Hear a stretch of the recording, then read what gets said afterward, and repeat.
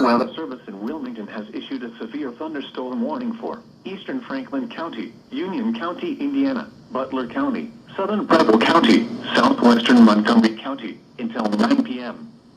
At 8:08 p.m., a severe thunderstorm was located over Brookville, moving northeast at 55 miles an hour. Hazard, 60 miles an hour wind gusts and quarter-size hail. Source, radar indicated. Impact, minor hail damage to vehicles is possible. Expect wind damage to trees and power lines.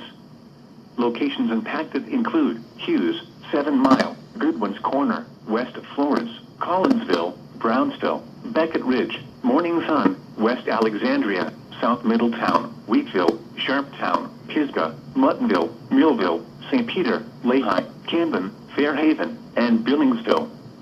This includes I-75 in Ohio between mile markers 18 and 27.